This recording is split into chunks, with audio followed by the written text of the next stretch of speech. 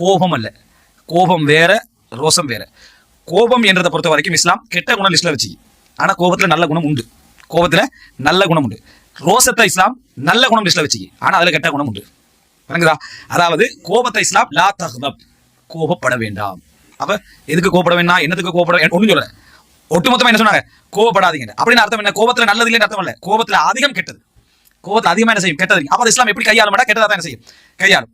சாராயம் மாதிரி, சாராயத்துல நலவுகள் உண்டு, ஆனா பாவங்கள் என்ன அதிகம், எனவே அது ஹராம்னு சொல்லுது. அதே மாதிரி கோபம் வந்து கெட்ட குணம், அதுல நல்லது உண்டு. அல்லாவுக்காக கோபப்படுறது, தூதருக்காக கோபப்படுறது, அதுல நல்லது உண்டு. பிள்ளைகளை கண்டிப்பாக கோபப்படுறது நல்லது உண்டு.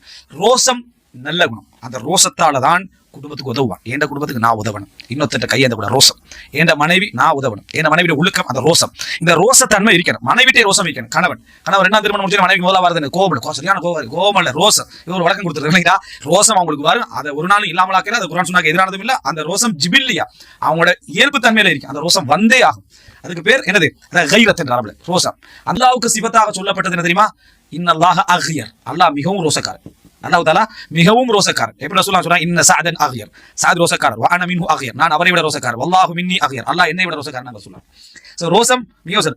சஅத் கோபக்காரர், சஅதை விட நான் கோபக்காரன், என்னை விட அல்லாஹ் கோபக்காரன் சொல்ல மாட்டாங்க ரசூலுல்லாஹ். என்ன காரணம்? அது கெட்ட பண்பு, இது நல்ல பண்பு. ரோசம் நல்ல பண்பு. இது சிபத்துல வழங்க வேண்டியது.